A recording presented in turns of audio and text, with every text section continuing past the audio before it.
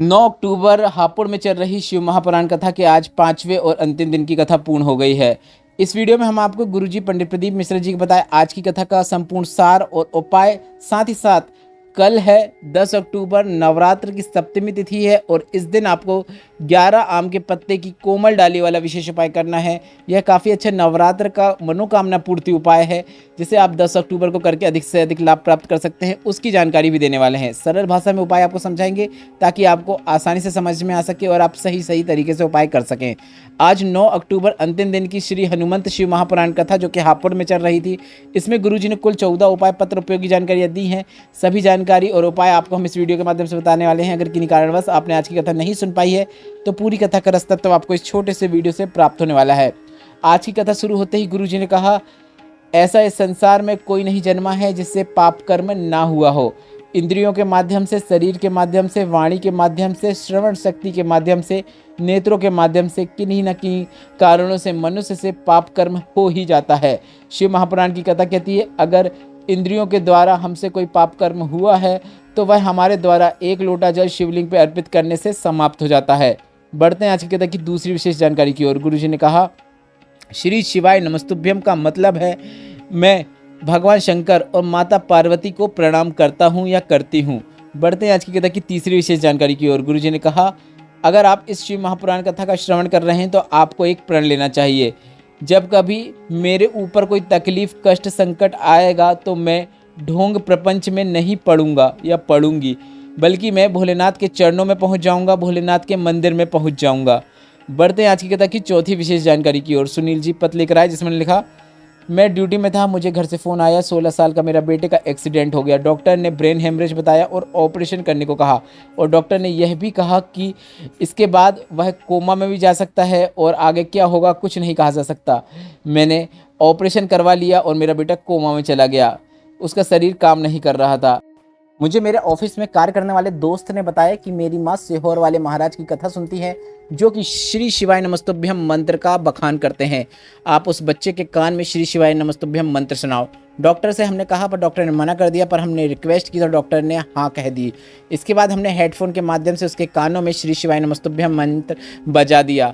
15 minute ही बजते हुआ था कि उसके शरीर में हलचल होने लगी। शंकर भगवान के मंदिर पर चढ़ा हुआ जल मैंने उसके शरीर में ले जाकर लगा दिया। एक बेलपत्र भी मैंने उसके पास रख दी। आज मेरा बेटा ठीक हो गया है।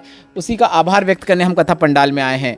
बढ़ते हैं आज की कथा की पांचवी विशेष जानकारी की ओर। गुरुजी ने कहा, हमने आपसे पहले भी कहा है, अगर आप अपने घर के मुख्य द्वार में श्री शिवाय नमस्तुभ्यम मंत्र लिखते हैं तो विद्वेषा संहिता में लिखा है, श्री शिवाय नमस्तुभ्यम मंत्र का उच्चारण करने वाले का मुख का दर्शन मात्र करने से हमें अश्वमेघ यज्ञ, जो कि 1000 अश्वमेघ यज्ञ होते हैं, उनका फल प्राप्त हो जाता है।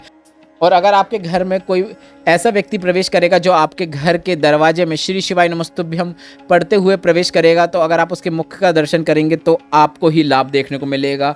आपके पाप नष्ट हो जाते हैं श्री शिवाय नमस्तुभ्यम जाप करने वाले या उच्चारण करने वाले के मुख के दर्शन करने से।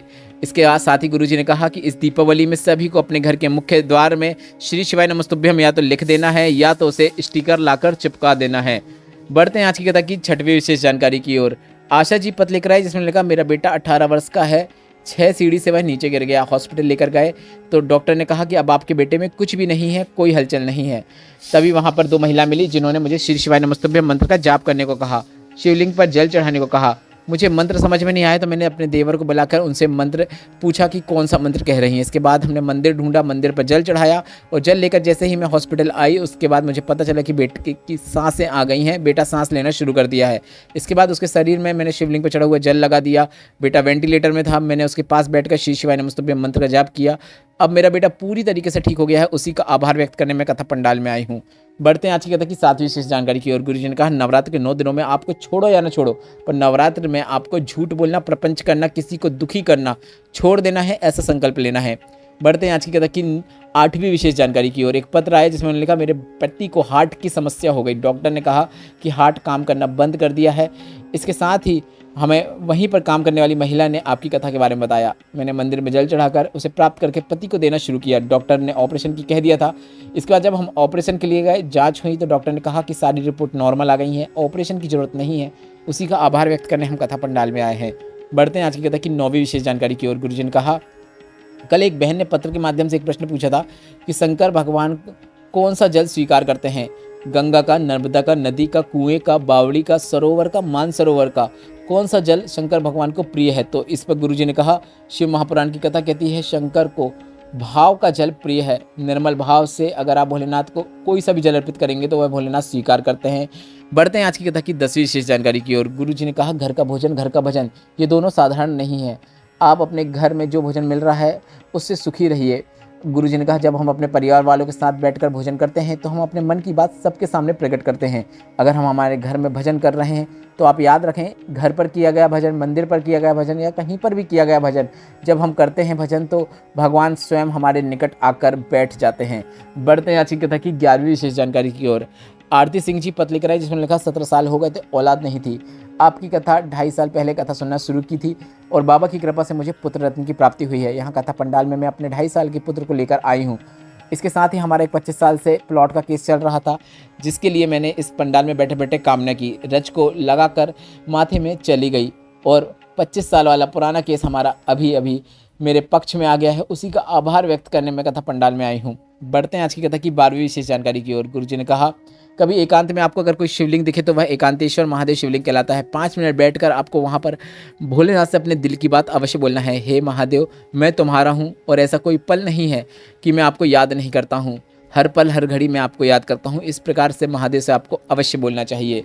बढ़ते हैं आज की कथा की 14वीं और अंतिम जानकारी की ओर। गुरुजी पंडित प्रदीप मिश्रा जी का बताया पिछले वर्षों का एक ऐसा उपाय जैसे आपको 10 अक्टूबर 2024 नवरात्र की सप्तमी तिथि में करना है। काफ़ी सरल और आसान उपाय है। इस उपाय को करने के लिए आपको 11 आम के पत्ते की कोमल डाली की आवश्यकता होगी। मतलब अगर एक डाली में ही आपको 11 आम के पत्ते मिल रहे हैं तो काफ़ी अच्छी बात है, आप उसका उपयोग कर सकते हैं। नहीं मिल रहे हैं तो आप 11 आम के पत्ते ले लें, उसे कच्चे सूत का उपयोग करते हुए बांध दें। मतलब एक के ऊपर एक 11 पत्ते लिखें, इसके बाद 11 पत्तों को आप कच्चे सूत का उपयोग करते हुए बांध दें। इसके बाद सभी पत्तों की जो डंडी होती है, नीचे का भाग होता है, उसमें आपको शहद लगा देना है।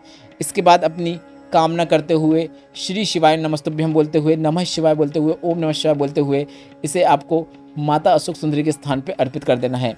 आम के पत्तों को माता अशोक सुंदरी के स्थान पर इस प्रकार से अर्पित करें कि पत्तों की डंडी जलधारी की ओर हो। गुरुजी का बताया यह विशेष उपाय आप नवरात्र के शेष दिनों में कर सकते हैं और 10 अक्टूबर नवरात्र सप्तमी में करके अधिक से अधिक लाभ प्राप्त कर सकते हैं। गुरुजी ने कहा है इस उपाय को करते समय आपको श्री शिवाय नमस्तुभ्यम या फिर नमः शिवाय या फिर ओम नमः शिवाय मंत्र का उच्चारण करते हुए अपनी जो भी कामना है वह भोलेनाथ से बोल देना है। धन प्राप्ति की हो, लक्ष्मी प्राप्ति की हो, कर्ज मुक्ति की हो, व्यापार वृद्धि की हो, नौकरी प्राप्ति की हो, जो भी कामना है वह आप भोलेनाथ से बोल सकते हैं। दुख दर्द तकलीफ कष्ट सब भोलेनाथ से बोल सकते हैं। भोलेनाथ अगले नवरात्र आने से पहले आपकी बातें अवश्य सुनते हैं। इस वीडियो में बताया गया उपाय से संबंधित कोई प्रश्न है तो वे कमेंट बॉक्स के जरिए पूछ सकते हैं। मेरे द्वारा दी गई जानकारी अगर आपको थोड़ी सी भी उपयोगी लगी हो तो इस वीडियो को लाइक करके कमेंट बॉक्स में हर हर महादेव अवश्य टाइप कीजिएगा। श्री शिवाय नमस्तुभ्यम। हर हर महादेव।